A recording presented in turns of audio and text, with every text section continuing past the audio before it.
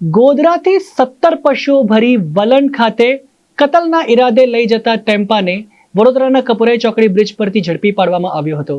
પોલીસે ડ્રાઈવર અને ક્લીનરની ધરપકડ કરી પશુઓને સહી સલામત રીતે દરજીપુરા પાંજરાપોળમાં મોકલી આપવામાં આવ્યો છે. વડોદરાના નેશનલ હાઈવે નંબર 48 પર અવારનવાર ટેમ્પામાં પશુઓની હેરાફેરી થતી હોય છે. ત્યારે તાજેતરમાં ગોલ્ડન ચોકડી પાસેથી પશુઓ ભરેલો ટેમ્પો હરની પોલીસે પકડ્યો હતો. ત્યારે ફરી એક વખત કપુરાઈ ચોકડી પરથી કતલખાને લઈ જવાતા પશુઓએ ભરેલો ટેમ્પો ઝડપાયો છે.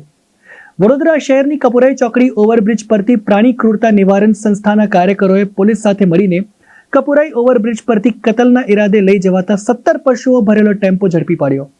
ટેમ્પામાં તપાસ કરતા ડ્રાઈવર અને ક્લીનર મળી આવ્યા હતા, જેથી પોલીસે ડ્રાઈવર મોહસિન હુસૈન બુમરાહ તથા સુફિયાન રમઝાન ઘાંચીને ઝડપી પાડ્યા હતા.